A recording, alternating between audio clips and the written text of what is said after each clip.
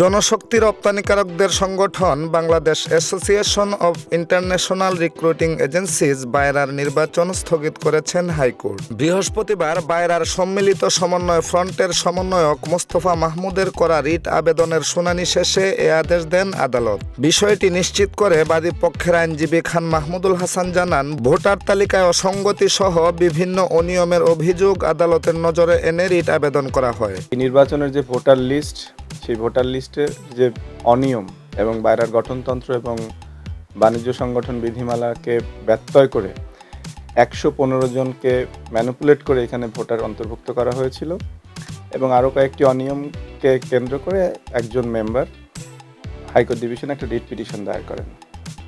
এই রিট পিটিশনটি যখন শুনানির জন্য অপেক্ষমান, তখন নির্বাচন কমিশন থেকে একটি গণবিজ্ঞপ্তির মতো একটি বিজ্ঞপ্তি দিয়ে বাংলাদেশের সকল সভা সমিতি এবং পেশাজীবী সংগঠনের নির্বাচনকে স্থগিত করেন।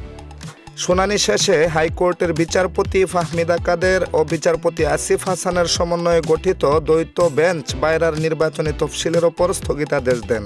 এর আগে ত্রয়োদশ জাতীয় সংসদ নির্বাচন ও গণভোটকে প্রভাবমুক্ত রাখতে আগামী 12 ফেব্রুয়ারি পর্যন্ত কোনো পেশাজীবী সংগঠন বা অন্য কোনো সংগঠনের নির্বাচন আয়োজন না করার নির্দেশনা দেয় নির্বাচন কমিশন ইসি। পরে বায়রার নির্বাচনের জন্য কমিশন অনুমতি দেয়। এ বিষয়ে বুধবার ইসির উপসচিব মোহাম্মদ মনির হোসেন স্বাক্ষরিত একটি চিঠি জনশক্তি কর্মসংস্থান ও প্রশিক্ষণ ব্যুরো BMET এর অতিরিক্ত মহাপরিচালক, যুগ্ম সচিব এবং বায়রার প্রশাসকের কাছে পাঠানো হয়। তবে বৃহস্পতিবার উচ্চ আদালতের নির্দেশে নির্বাচনটি স্থগিত হয়। এ ব্যাপারে বায়রার সদস্য শেখ ফরিদ হোসেন জানান, ত্রয়োদশ জাতীয় সংসদ নির্বাচনের পর এ নির্বাচনটি অনুষ্ঠিত হলে সংগঠনের সকলের জন্যই এটি মঙ্গলজনক হবে। নির্বাচন হয়, সেই নির্বাচনে সকল রিক্রুটিং এজেন্সির মালিককে মেম্বার করে একটা গণতান্ত্রিক সরকার আসার পরে বাংলাদেশে একটা নির্বাচন হবে।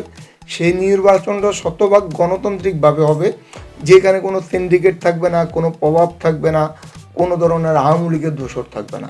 উল্লেখ্য, আজ শনিবার চীন মৈত্রী সম্মেলন কেন্দ্রে বায়রার কার্যনির্বাহী কমিটির দ্বিবার্ষিক নির্বাচন অনুষ্ঠিত হওয়ার কথা ছিল।